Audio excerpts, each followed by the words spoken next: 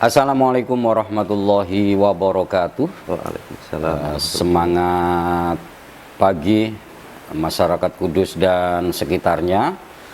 Jumpa lagi dengan saya Tumenggung Fikri, juru kunci pojok kota Kretek. Masih tetap bersama centininews.co.id. Kita akan terus mencoba memahamkan masyarakat dengan dialog. Kali ini kita sudah bersama Bapak Haji Mawahib Afkar ya. Beliau adalah anggota Komisi E di DPRD Provinsi Jawa Tengah. Ya, mungkin di dialog hari ini kita akan berbincang tentang yang berhubungan dengan musibah ya. Artinya bagaimana kita memproteksi sarana dan prasarana apa kan begitu. Kang Wahib atau Gus Wahib ini dipanggilnya? Monggo. Kang Wahib aja ya. Supaya lebih familiar di Kudus. Kang Wahib, mungkin di awal 2021 Indonesia sudah diselimuti banyak artinya berbagai bencana ya, apakah itu yang berhubungan dengan alam, berhubungan dengan fasilitas transportasi dan yang lain-lain. Tentu yang paling dominan ini adalah musibah banjir ya. Tidak terkecuali di Kabupaten Kudus, seolah banjir ini menjadi tamu tahunan di Kabupaten Kudus.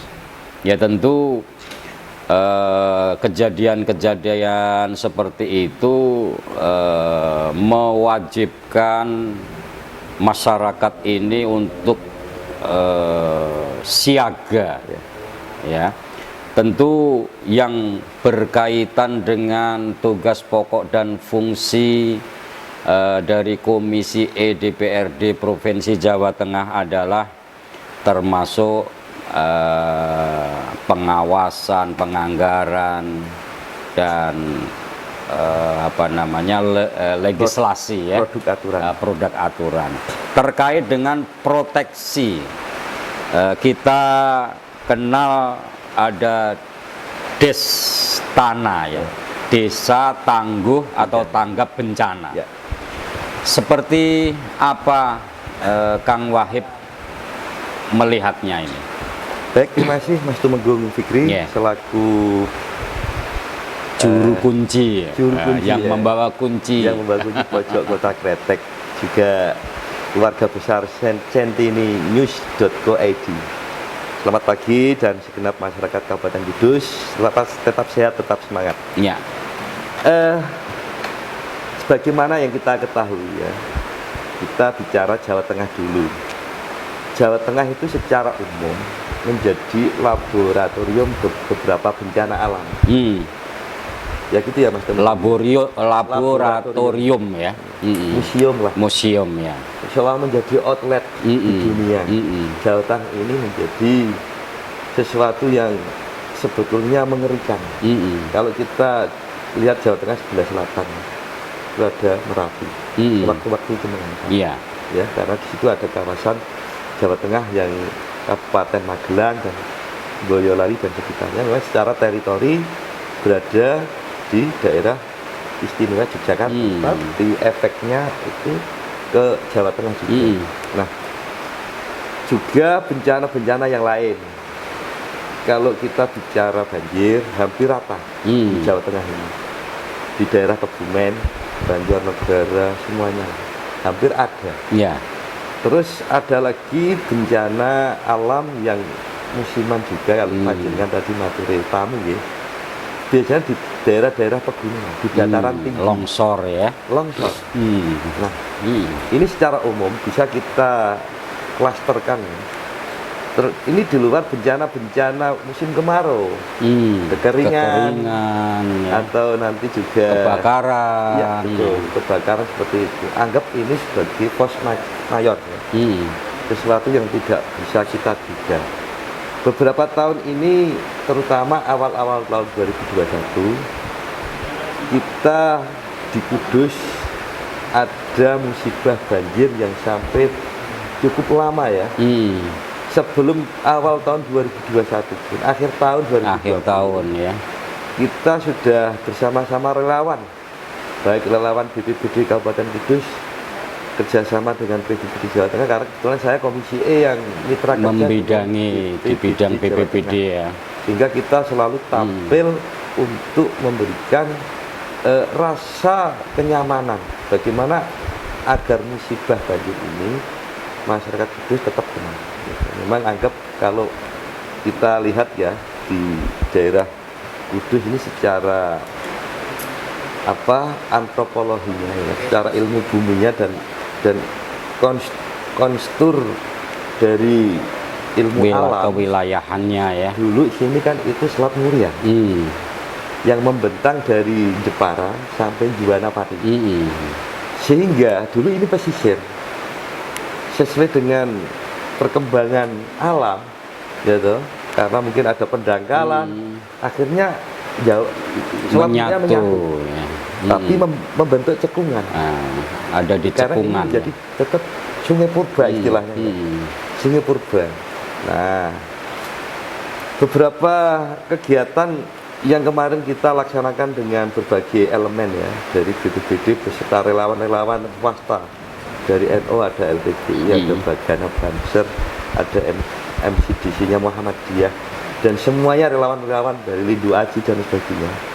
Nah, itu seolah-olah menjadi komoditas yang tahunan. Artinya setiap ada bencana identik dengan sarimi dan sembako dan lain-lain. Sehingga ini seolah-olah menjadi image yang kurang enak sebetulnya. Nah, selama kami di Komisi E, ya kan, kita sudah ada perda terkait masalah penanggulangan bencana yang ada di Jawa Tengah. Sebelumnya saya juga pernah di Kabupaten Kudus di beberapa komisi ya, juga pernah di Komisi D yang membidangi kebencanaan.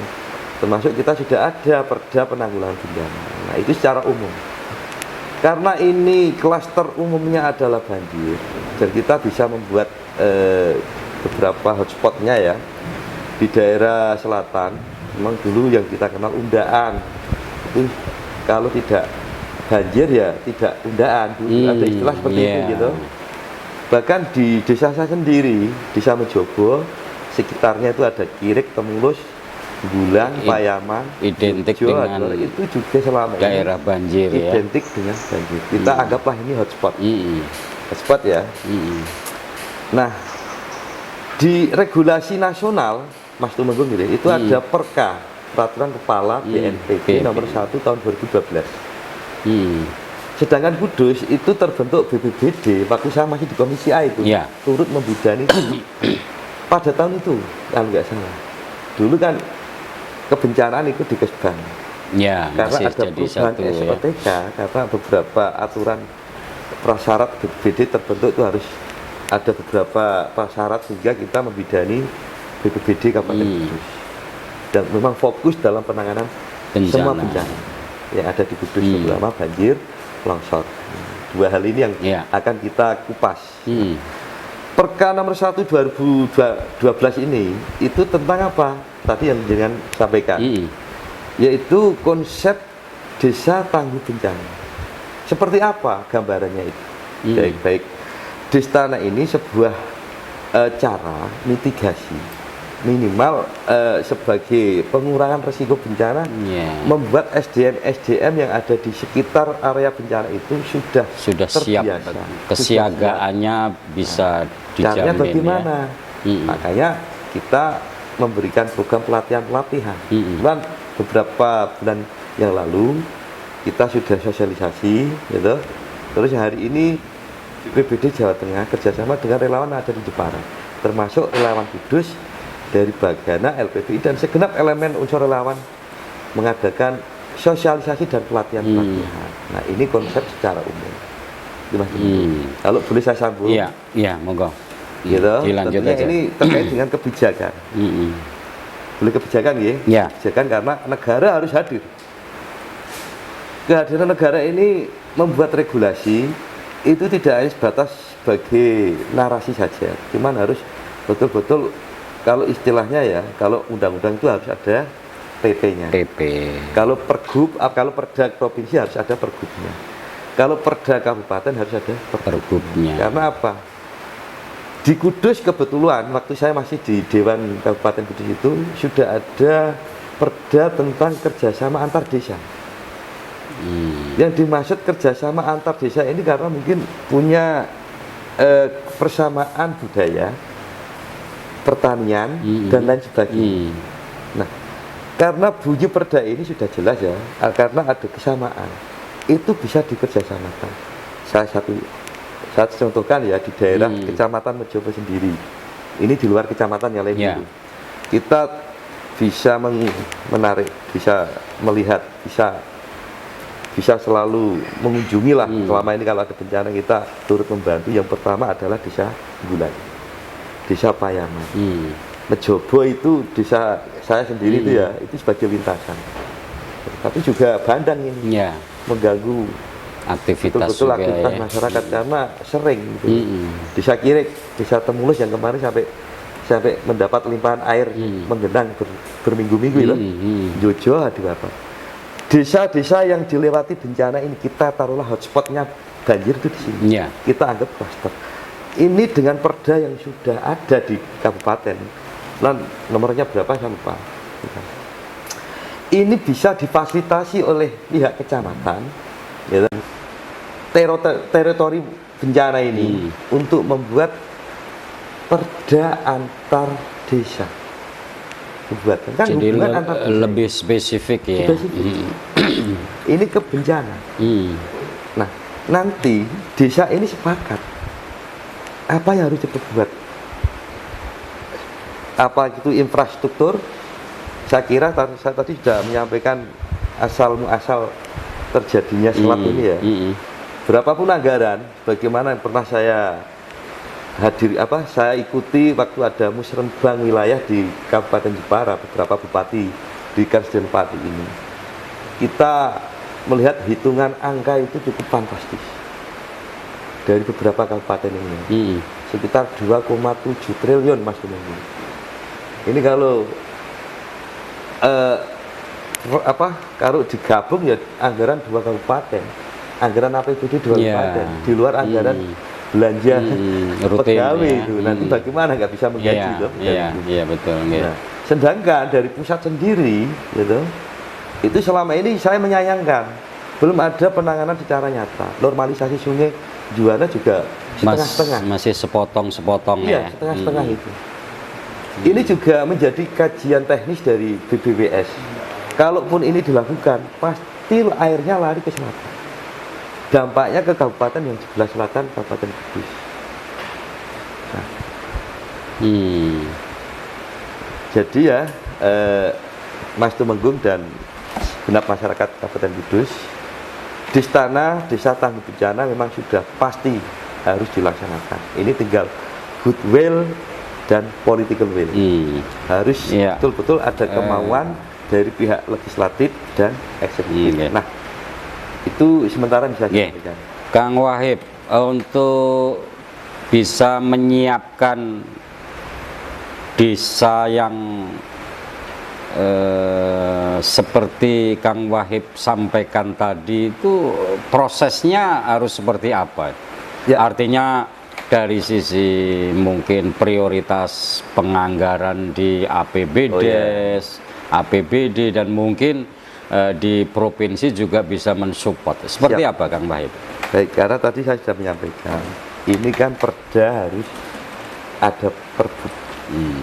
Anggap perda itu sebagai juknis, perbuk sebagai juklak. Kan pelaksanaan. Sudah ada payungnya, tinggal petunjuk pelaksanaan. Nah, di istana ini karena ini program pemerintah, ini sudah menjadi aturan. Dan kita ketahui bencana itu menjadi tanggung jawab semua. Dan penanganan bencana itu segalanya. Karena ini berkaitan dengan nyawa. Betul. Dalam istilah agama manapun, istilah agama kita ya Islam ya, itu prinsip agama pertama adalah hifdzun nafas. Menjaga nyawa itu menjadi prioritas dari segalanya. Ya. Seperti bagaimana kemarin itu ya yang disampaikan Bapak Kapolri, Panglima TNI terkait adanya pandemi ya. Bahwa hukum tertinggi itu adalah penanganan nyawa. Masuk, semoga kita semuanya ini dalam wabah COVID ini juga harus selalu fokus gitu. Iya. Nah, anggaran-anggaran itu bisa, ya kan, asal dimulai dari tingkat bawah dulu. APBD desa setempat itu harus punya alokasi 10% lah kita taruh. Taruhlah dengan adanya dana desa itu 10% itu dipersiapkan untuk kegiatan desa tangguh bencana. Ya, artinya tidak harus semua desa, tapi yang setiap tahun ini mengalami bencana ini wajib memiliki desa tangguh bencana tadi ya kan Wahid. Betul, itu betul. Betul itu Mas Tumenggung. Karena saya tadi kan sudah mengklaster beberapa desa. Kalau tidak dilakukan seperti itu, taruhlah seperti ini gambarannya. Anggaran di istana yang dianggarkan oleh desa terlebih dahulu itu nanti bisa mendapatkan stimulan berupa BNKU, gitu, berupa apa lain-lain nanti dari BNPB nanti juga bisa menyalurkan agar di situ sudah ada payung hukumnya ada di desa. Otomatis desa nanti kan membuat perdes lewat musyawarah desa. Nah, turunan aturan ini kan memang harus sesuai dengan konsiderasinya, Mas Tumenggung. Tidak serta-merta, tidak ada payung, nanti walaupun dengan niat yang baik, ya toh, dengan tapi maksud cantolan hukumnya belum jelas ya. Tapi karena ini duit negara, harus dipertanggungjawabkan. Dibuat aturan yang sesuai dengan musyawarah desa, karena ini sudah diatur dalam undang-undang. Misal taruhlah dalam APBD itu 1 miliar per tahun. 1 juta dianggarkan khusus desa-desa yang menjadi hotspot tadi ya. Kegiatannya buat apa? Banyak. Mitigasi, pelatihan, pengurangan risiko bencana. Ketika ada banjir bandang dan menggenai seperti kemarin itu ya kan, kita sudah punya satgas, punya SDM. Yang kedua, dibuat beli perahu karet untuk evakuasi. Karena beberapa kali kemarin di Dukunggoleng ya, kita kekurangan sarkas untuk pendistribusian logistik. Kita pinjam ke luar kota kan dari itu sampai lambat. Saya dengan teman-teman di BPBD Jawa Tengah juga mencari bantuan-bantuan yang perahunya ada di kabupaten lain, terutama Pekalongan juga berbarengan. Iya, betul. Nah, juga ada dapur umum Mas Tumenggung. Di sini ya kan, karena warga yang tidak mau dievakuasi juga butuh makanan, asupan makan. Yang di tempat pengungsi itu juga ada dapur umum. Nah, dana ini bisa dibuat fasilitasi seperti itu. Nah, ini memang tidak menyelesaikan banjir, tapi paling tidak akan mengurangi resikonya. Minimal pertama mampu mendeteksi dini. Kalaupun misalnya terjadi musibah tersebut, krunya ini sudah benar-benar terlatih, SDM-nya ya. Kemudian setidaknya dari berbagai pelatihan ini tentu termasuk bagaimana memulihkan pasca banjir kan begitu. Ya, pasca bencana. Pasca bencana. Kang Wahid, sebenarnya di Kudus sendiri sudah pernah ada dibentuk desa tangguh bencana atau memang sama sekali belum ini? Artinya sesuai dengan regulasi yang ada ya? Saya kira belum. Belum ya? Belum. Secara formal belum dibentuk? Secara formal belum. Padahal ketika kita melihat di kabupaten kota yang lain ya, artinya di wilayah Jawa Tengah ini mungkin ada beberapa kabupaten kota yang sudah membentuk desa tangguh bencana tersebut. Ya. Beberapa bulan yang lalu kita ke Banjarnegara. Di sana itu dikenal daerah dataran tinggi longsor ya. Itu sudah ada pembentukan desa tangguh bencana dengan program membuat tempat pengungsian, rumah-rumah panggung. Nah, ini juga bersumber dana dari APBD. Tentunya provinsi memberikan stimulan ya. Stimulan itu ya kan. Istilahnya Banggup ya. Itu kan istilahnya Banggup stimulan itu. Nah, terus di daerah-daerah yang lain ini kita lagi mensosialisasikan segera penyiapan pembentukan desa tangguh bencana. Seperti hari-hari ini sebetulnya masih. Kebetulan sahabat-sahabat relawan Bagana di daerah Bangsri masih mengadakan sosialisasi. Jadi teman-teman Bagana Kudus, alhamdulillah yang sudah terlatih dimintai tolong untuk memberi edukasi dan pelatihan yang ada di Bangsri. Karena tempo hari kita berbarengan dengan Kudus, setelah itu ada di desa di daerah kecamatan Bangsri itu kan sampai tenggelam rumah itu. Nah, ini juga dalam rangka untuk bagaimana masyarakat itu bisa tanggap dan tangguh. Iya, ya setidaknya mungkin mekanisme pembentukan desa tangguh bencana ini kan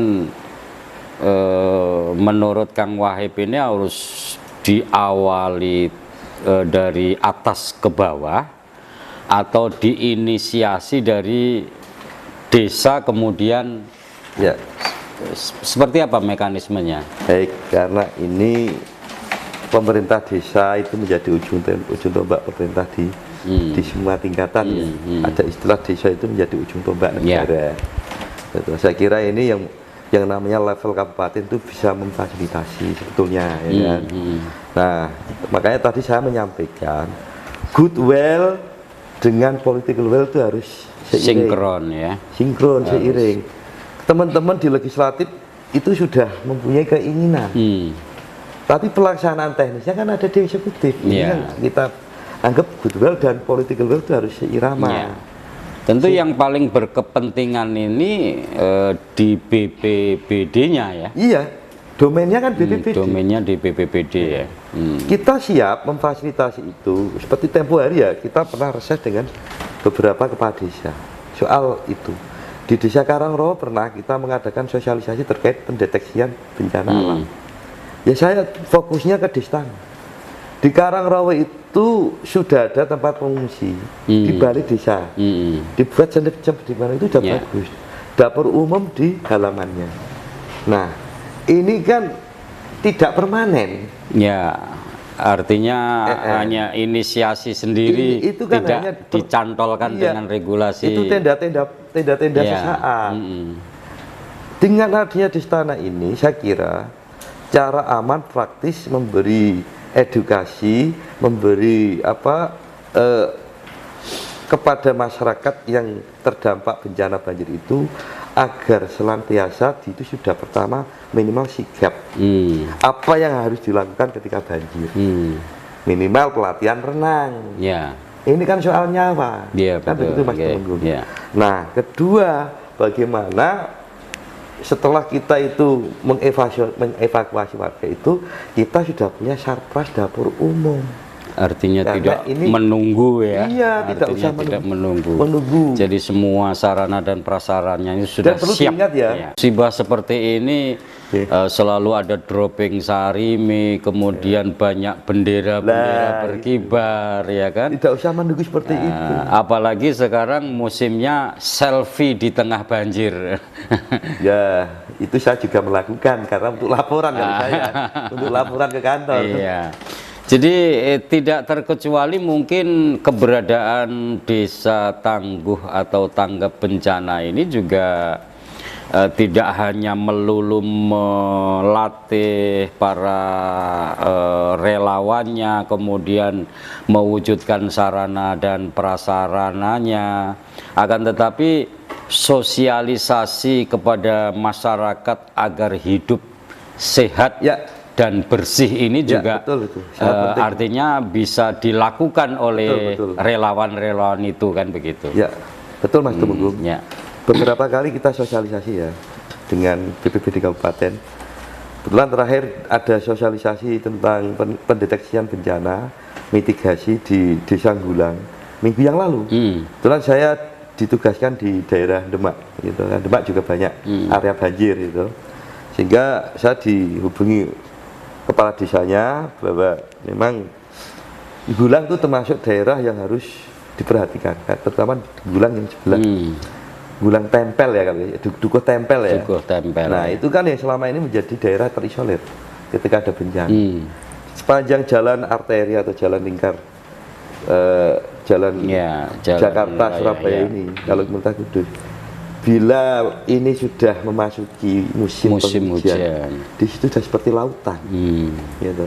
Nah ini sudah masuk musim hujan ya, walaupun ini masih musim apa namanya, musim kemarau dan musim hujan, tapi ini sudah kita harus persiapkan ini, biar nanti ke depan masyarakat itu tidak gaduh, tidak shock dan tidak kaget. Nah terutama kemarin masih ingat dalam ingatan kita ya, masih segar dalam ingatan kita itu evakuasi itu sampai tengah malam karena bencana hadir. Ya datangnya tidak kulon dulu ya Kang Wahib ya. Saya kira saya mendesak ya pemerintah kabupaten untuk segera menginisiasi lah, karena ini semuanya kan di bawah naungan kabupaten. Desa ini menjadi pengampu. Artinya mungkin ketika kita bicara tentang program ya, program kemudian yang dibiayai oleh APBDes atau APBD, tentu pemerintah ini harus mampu mengklasifikasikan bahwa kita itu sebenarnya ada persoalan apa, kemudian bagaimana cara memecahkan. Oh ternyata kita butuhnya ini. Jadi membangun ini tidak hanya didasarkan pada keinginan, aku kepengen gawe iki, tapi manfaat, hasil guna dan daya gunanya ini tidak maksimal. Ketika kita bicara dari sisi memprotek pada saat ada bencana banjir, ini kebutuhannya kita sesegera mungkin di setiap desa yang menjadi hotspot banjir tadi segera dibentuk desa tangguh bencana dengan segala ukur-rampenya, kan begitu.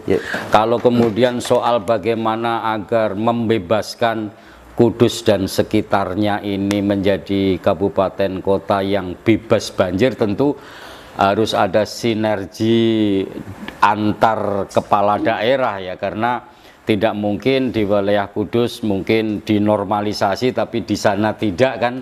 Percuma, karena ketika ada banjir awal, ada air dari mungkin daerah Bluro dan sekitarnya itu selalu membawa lumpur, sehingga normalisasi yang sudah berbulan-bulan dilakukan ini sekali ada air saja sudah pulih kembali, kan begitu.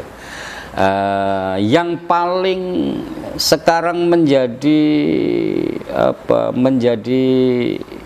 hal yang disegerakan untuk bisa mewujudkan desa tangguh bencana tadi ini, pesan Kang Wahib sebagai anggota DPRD provinsi di komisi yang membidangi, mungkin ada pesan untuk pemerintah daerah, terlebih BPBD atau mungkin desa-desa yang mungkin menjadi hotspot, apakah itu desa yang langganan banjir atau langganan longsor, supaya di tahun ini itu bisa membentuk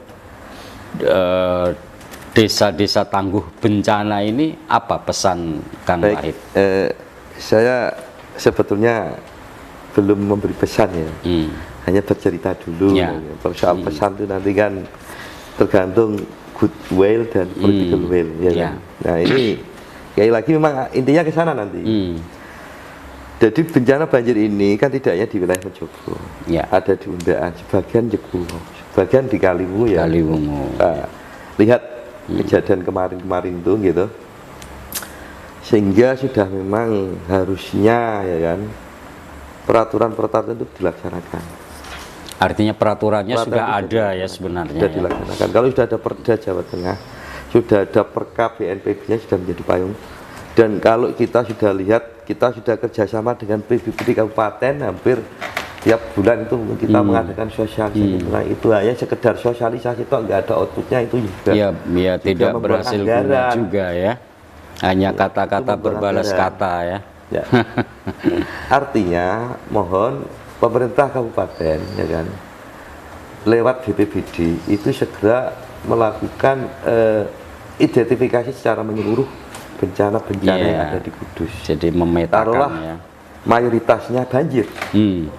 Tapi juga jangan mengabaikan longsor. Iya, betul. Karena biasanya banjir itu disertai angin. Ya. Nah, di sana yang di atas longsor, yang di bawah banjir kan begitu. Bagaimana agar desa-desa termasuk yang longsor tadi itu juga mendapat identifikasi, dibuatkan payung. Mari kita prioritaskan anggaran lewat APBDes terlebih dahulu, karena ini kan kita itu ibaratnya mau naik kendaraan, berarti kita itu harus mempunyai seperangkat dulu, kan begitu ya. Artinya pihak yang ada spotnya itu harus mempunyai perangkat dulu. Nah, persoalan nanti kita memberi stimulan pasti, karena pasca bencana nanti juga dari pusat, ya kan, dengan segenap kementeriannya ya kan, ada yang CSR, ada yang sumber dana dari PUPR dan lain sebagainya. Itu pasti akan memberikan bantuan yang sifatnya pasca bencana, kan gitu. Nah, hanya saja pasca bencana ini memang harus tepat sasaran. Kadang pasca bencana untuk desa saya, tapi dialihkan ke daerah sebelah yang justru malah tidak menjadi prioritas penanganan bencana. Sehingga harapan kami di provinsi, ayolah masyarakat Kudus ya kan, kita mulai hidup dengan menjaga kebersihan lingkungan. Jangan membuang sampah sembarangan ya. Maksimalkan dan budayakan kerja bakti lingkungan tingkat RT, tingkat RW ya, ini akan menumbuhkan semacam kegotong royongan ya, kalau istilahnya sambatan itu jangan sampai terkikis, terutama terkait masalah lingkungan. Juga terkait kepada pemerintah setempat, pemerintah Kabupaten Kudus, mohon sangat, karena ini sudah menjadi laboratoriumnya bencana yang ada di Jawa Tengah. Kudus itu dikenal sebagai kota banjir, sudah dikenal itu ya kan. Juga kepada industri-industri rokok yang notabene menjadi penopang hidup warga Kudus. Marilah kita ikut berpikir, kita ikut memberikan solusi.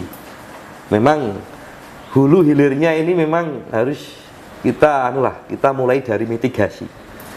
Hulu memang adalah di kabupaten sebelah barat, hilir ada di sebelah kabupaten timur, Pati dan lain sebagainya.